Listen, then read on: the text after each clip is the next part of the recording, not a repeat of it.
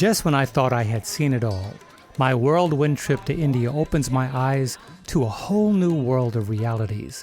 I saw children who are hopeful in spite of their condition, met inspiring people who gave heed to God's calling. And Jesus Christ said, "Inasmuch as ye have done unto the least of this my brethren, ye have done it unto me." And witness an organization that is making a difference in the lives of thousands of children in India. Well, I think the big difference we've made is that we've been able to give so many children a chance of Christian education.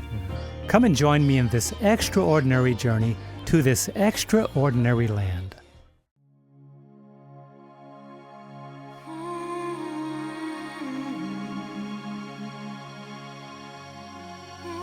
India is a land full of contrast.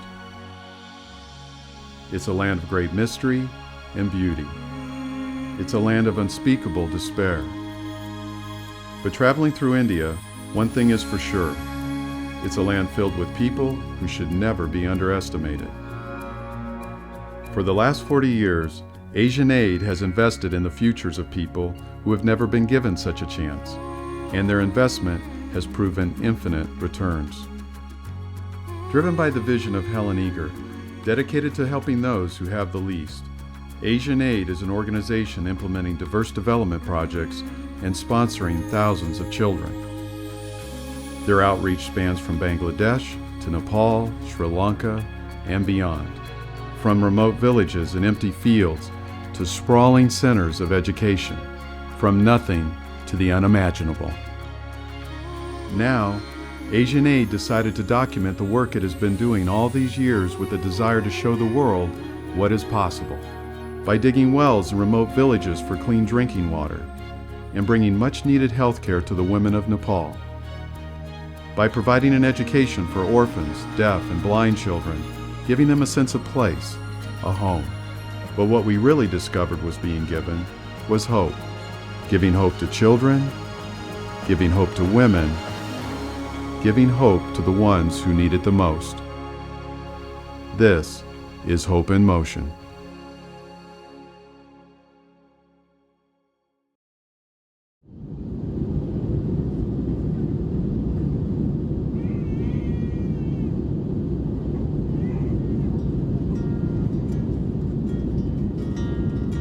Two days of travel and almost 10,000 miles away, we finally arrived in Bangalore, India, only to take another 1-hour flight to the city of Visakhapatnam in the shores of the Bay of Bengal.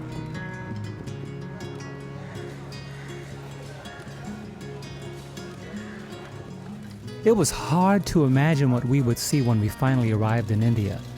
It was also hard to imagine that the weather would be so hot and humid. Exhausted from our travel, we met Jim Rennie, the CEO of Asian Aid USA, and our production team at the airport.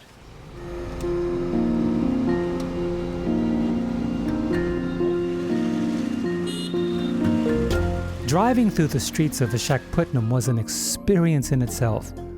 I heard a lot about driving in India, but now I was able to see for myself that this was a city of synchronized chaos. I thought being raised in New York City prepared me for anything, but I was about to be introduced to quite a different world. In a caravan of cars, we made our way through the chaotic streets of the city until we arrived at a very dingy, narrow street where Jim said, "This is it." Yeah.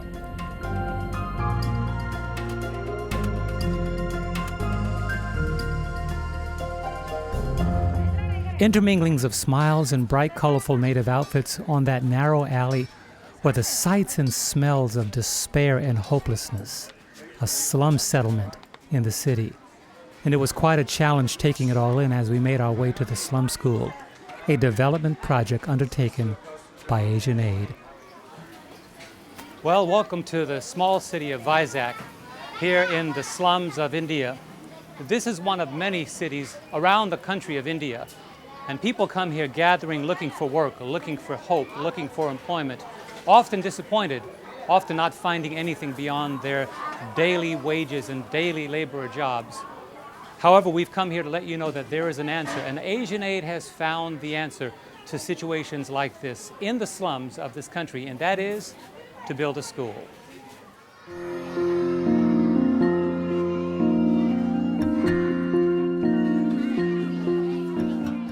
room was filled with little children and very bright smiles. As I tried to put the entire scene together, I was told that many of these children were the children from this slum community.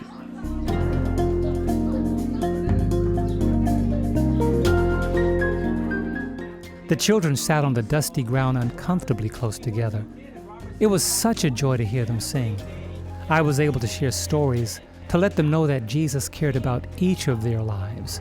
How many of you want to be in the king's castle one day? Naomi, as I later discovered, is the principal of this small school. And after looking around, I realized that God had called her and her team to a special work. God was doing something special here through Asian Aid. Jesus told us to go into the highways and the hedges and to invite all to come. After we saw the people that are being reached in spite of how terrible things looked, we then realized that Asian Aid was serious about that commission. I'm just in awe of what I see when I pass the slum areas. And to see, Lord, you have to reach them. Because we know, we're told in the Bible that this gospel will be preached into all the world as a witness. Then shall the end come. So, and the way it's preached is through your actions, what you can do for others, not just preaching to them, it's doing for them. And so this is what these facilities are doing. They're providing the necessities for these children. Had it not been for the dedication of Asian Aid, the gospel might pass this community. It was not just the buildings in that community that were being transformed, but also the lives of everyone that lived there. Later that afternoon, we were taken to the local conference office where we met with pastors and Bible workers. It was a humbling experience for me to realize that I was meeting with people who are driven by the same faith as I have. People who are bringing God's message to this part of the world. Christ's return would be hastened because of people like this. Before we left, we had a wonderful time of prayer and encouragement.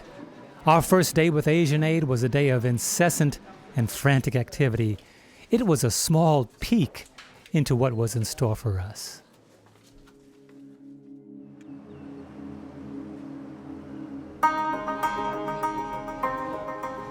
The next day we drove along the coast toward Asian Aid School for the Blind in Bobli, about 3 hours' drive from Vizag.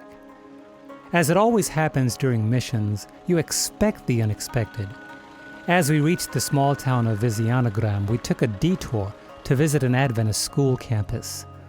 As I spoke to Rukma, the school principal, I learned the precarious conditions she and her staff had to manage the school with. Well, here I am sitting in one of the classrooms in Vizianagram in India on a relatively hot day, and it's not even summer yet. I'm sitting in a facility that many of you watching this program will never have the experience of sitting in.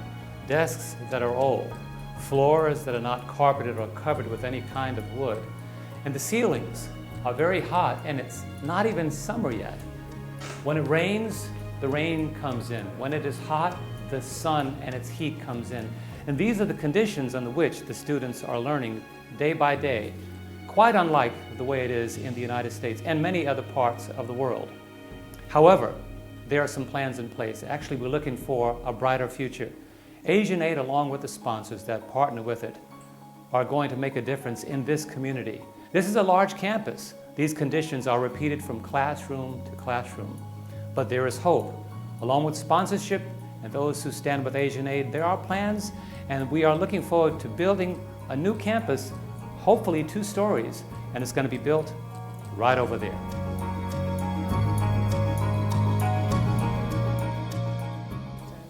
Now this is a Christian campus. How does that fit with the community?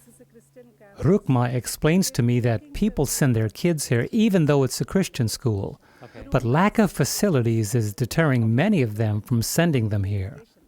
Where the boys are staying. Wow. This is our church. Since we don't have place, so we are keeping all these boys in the church. So they are studying here, and they are sleeping here. And they worship here. They worship here. Okay. When Saturday comes, we'll pack up all the things aside. Then we'll put chair. Good afternoon, children. Say good afternoon. Good afternoon. How are you? Good, good. Wow.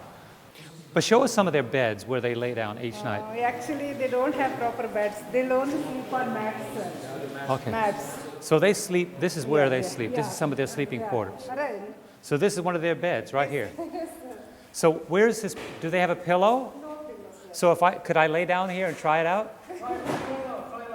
Could I try? This is, wow. So this is like, now for me this would be camping, but for the students that live here, this is what they sleep on every day. A straw mat, a blanket, and a hard floor. When we think about education, when we think about conditions that are suitable for children, this is not our ideal vision. That's why Asian Aid and your sponsorship can make a difference, not only in buildings, but in the ways that the students learn and sleep and live.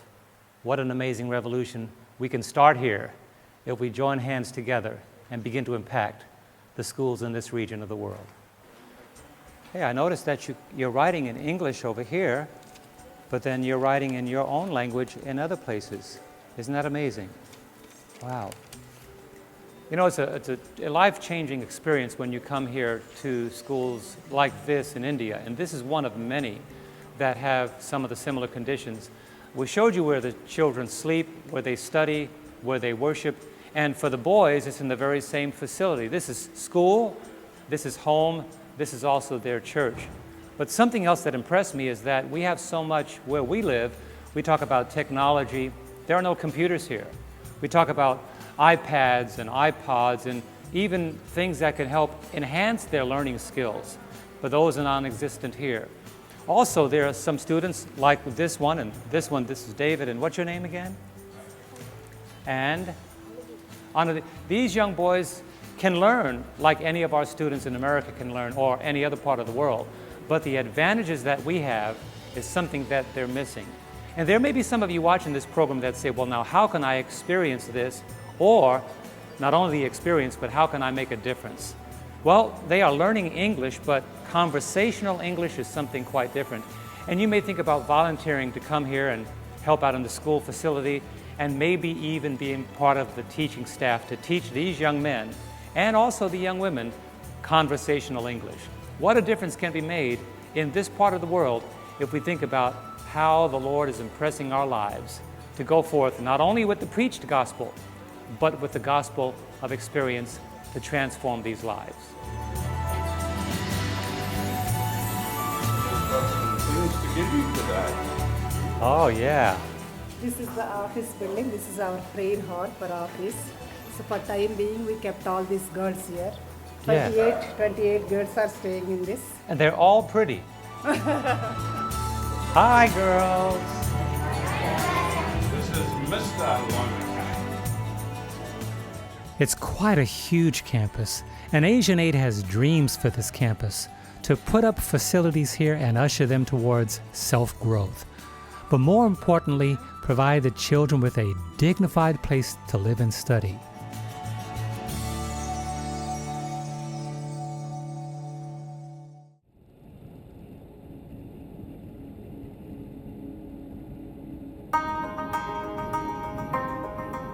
Back on the road, we're headed towards Bubbly.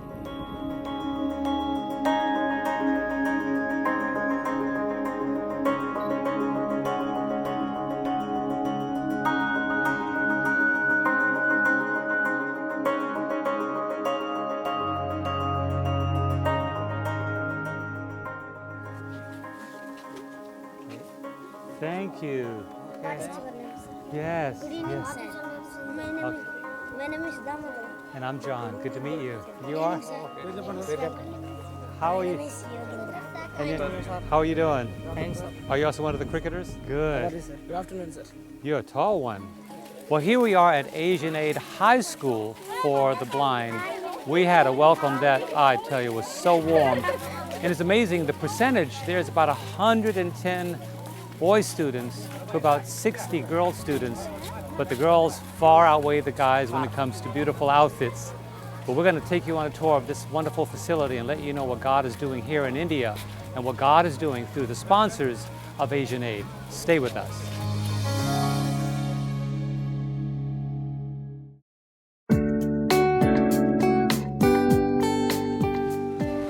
I'm here today in Andhra Pradesh, India, at the Vizianagaram School with my friend Adarsh, 7 years old, and my family and myself sponsor him. Every day he's able to have accommodation, food, clothes, and a good education. We want you to know what a blessing this is and that you too can make the difference in the life of a child every day through sponsorship.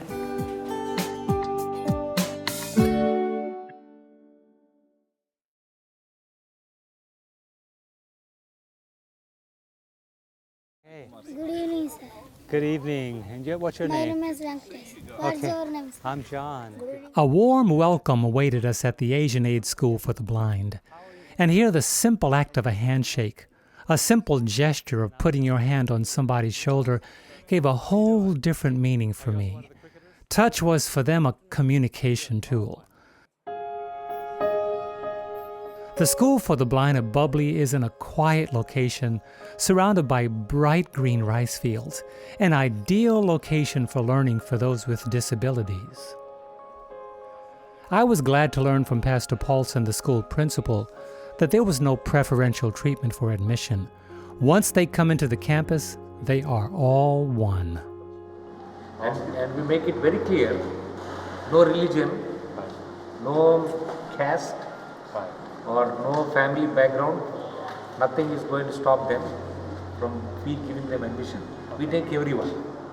Our stay at the blind school was quite an eye-opener. We noticed that the boys and girls really worked very well together. There was a unity that I had hardly seen among people that had sight. This is what I have noticed. Just like we see one bird being hurt, there are 10 birds coming together. This is what we see in the natural world. And I have noticed somehow when one child cries, all the other children come together. They catch hold of him, tell him what it is. What is it that made you to cry? And they try to comfort him as far as possible and involve him and tell him this is good and we will all stay together and they live together. And this becomes their family. And this becomes their family. And Asian Aid and all the staff becomes their moms and their dads. Yes. In the 2 days my wife Angela and I spent at the blind school, I learned a very valuable phrase there. A phrase that helps and motivates people like Pastor Paulson to work for the blind children. There's a phrase that you use that really opened my eyes, because sometimes we use the word disabled, but you say they're not disabled. What was the phrase that you used? We usually tell them that these children are differently abled. Differently able. Differently able. Okay. That's how we look at them. So they're able to learn differently than we learn. Yes. They're all the body parts are the same except eyesight. All right. And we decide by looking, this is this. But those children, they tell the same thing that we tell in a different way, since they cannot see. Talking to Pastor Paulson that day, I noticed that it's not just the lives of the children that we're transforming, but we go through a life-changing experience too, as Pastor Paulson found out. When Jesus lived on this earth, he liked such kind of children. He liked such kind of people who were rejected by the community. So I thought, Jesus Christ has done that, and why not I do it? Maybe I thought God gave me an opportunity to serve such kind of children. And Jesus Christ said, in as much as you have done unto the least of this my brethren, you have done it unto me. And as the children walk inside, I look at all of them, observe them, and talk with everyone. I never neglect anyone. Even if there is a purpose or without a purpose, I talk with them, make sure that I am in touch with them. Wow. And they are with me.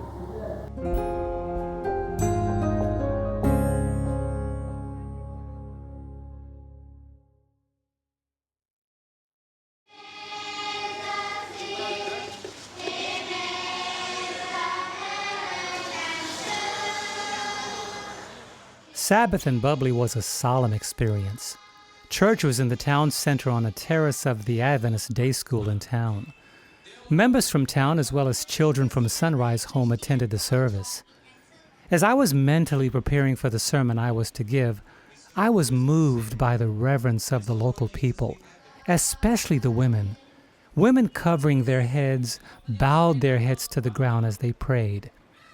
In a more unfamiliar twist of events, someone brought a chicken to church as an offering. My wife and I were worried about the fate that would befall the chicken and decided to pay an offering double the price. It also provided me an object lesson for my sermon.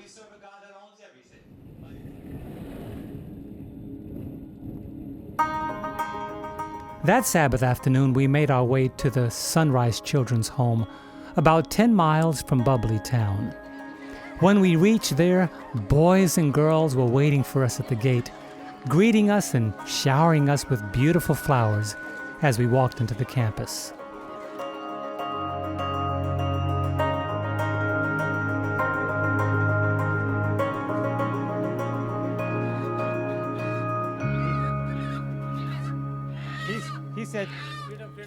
He said 2 times, "Hi." This is me and my chicken. I officially, as the CEO of Asian Aid USA, hereby name this chicken John Lomacane. I also instruct Varma that this chicken must be given VIP status in the chicken coop. That's right. Yes, thank you, sir. That's right. He could be in somebody's kitchen tonight, but thanks to him coming to church, that's what happens when you come to church, he was saved, and now he can sing because he's happy. He can sing because he's free. Now, make sure that you take care of my chicken, okay? Yeah. I don't want anybody to eat my chicken. And girls, you make sure that they take care of my chicken. Is that okay? Okay. Wow. See, I've gotten a commitment out of the children here at Sunrise Children's Home. We just visited one of my newest friends in my family, a chicken that was saved from church today. But this home has been saving lives that are much more valuable than chickens. This is truly where the sun rises on the lives of these boys and girls every day, and what a blessing. Thank you to those of you who are standing and praying for the ministry of Asian Aid. Look at the difference it's made in these colorful lives, these bright eyes, and the future of the church is in good hands because of the work that you're doing. God bless you for all that you do for this wonderful ministry.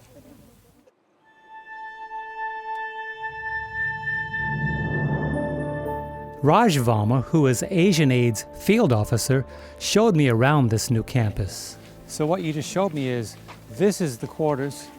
This is where the boys and girls sleep right now. Yes. Now, compared to where they used to, this is a great improvement. There are 15 rooms. Yes. And the boys occupy 10 of those. The girls occupy 5 of those. One of the greatest blessings is at the old facility, they only had 4 toilets for 73 students. But at this one, they have 25 toilets for 73 students. But there's something also in the works because they're planning on building another dorm to my right, and it's going to be for the girls. And that dorm is in the plans and in the works. And right now, if you look at this facility, it's a great improvement over what they used to sleep in when they lived in the city. And what a beautiful campus. Yes.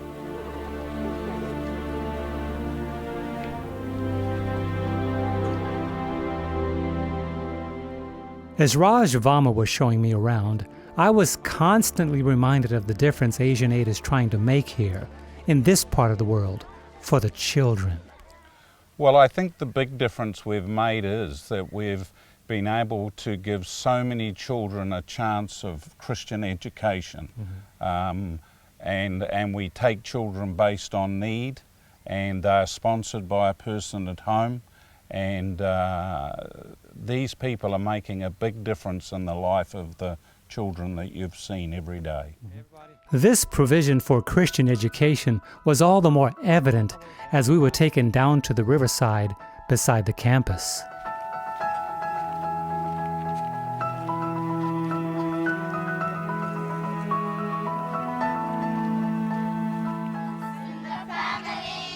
Happy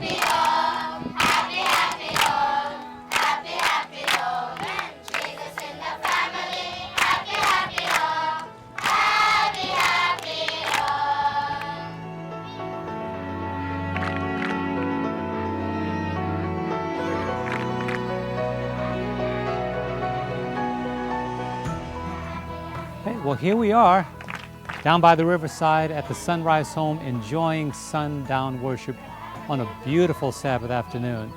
You know, as I'm standing out here, I realize why we've been given counsel to come out in nature and enjoy what God has, all the natural beauty, the singing of the children. This is the place that invites the presence of God without any distractions, far away from the cities, far away from the noise, far away from the traffic.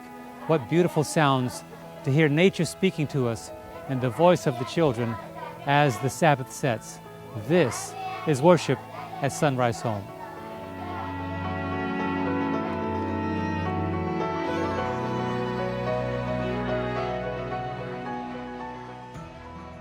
On the way back from Sunrise Home, a thought kept ringing in my mind. What a change we can bring about here in India if there are more schools like this. There would be more lives that will be changed and saved.